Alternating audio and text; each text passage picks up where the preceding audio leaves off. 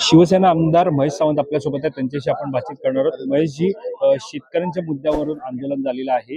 शेतकऱ्यांना भाव नाही आहे, शेतकऱ्यांना मदत मिळत नाहीये, मात्र पैशांच्या बॅगा मिळते असा आरोप केलाय. शेतकऱ्यांना बिचारा शेतकरी राजा आपला ह्या महाराष्ट्र कृषी प्रधान राज्यामध्ये, परंतु सध्या शेतकऱ्याची हालत एवढी बिकट झालेली आहे. कारण पाऊस कधी पण पडतो, अवकाळी पाऊस, गारा हे पडतो का, सगळ्या प्रकरणामध्ये शेतकरी बिचारे मरत असतात, परंतु त्यांच्याकडे बघायला कोणाला वेळ नाही. परंतु तुम्ही बघताय पूर्ण महाराष्ट्र आता सुद्धा 75,000ची पुरवणी त्यांनी लावलेली आहे. खास मला वाटतं हा अधिवेशन त्या 75,000साठी घेतलेला असं वाटतंय.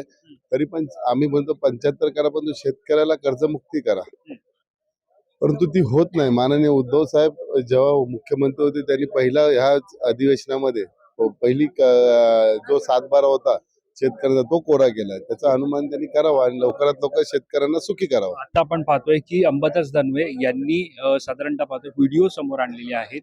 त्यामध्ये महेंद्र दळवी यांचं फोटो सुद्धा पाहायला मिळत आहे. पैशांच्या बॅगा सातत्याने दिसत आहेत. शिवसेना आमदारांच्या पैशांच्या बॅगा समोर आणल्या जातात. काही ठरवून होत आहे का? आणि जर पैशांच्या बॅगा सापडत असतील तर याला उत्तर कसं देतात?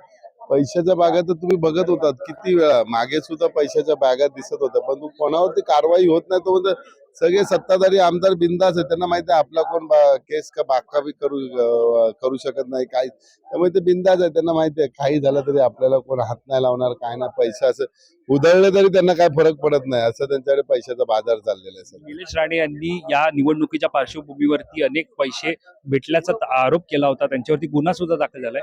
मग आता या जर पैशांच्या बॅगा सापडत आहेत तर तुम्ही मागणी करणार आहात का ईडी सीबीआयच्या माध्यमातून कारवाई करण्याची? काय मागणी करून उपयोग आहे काय?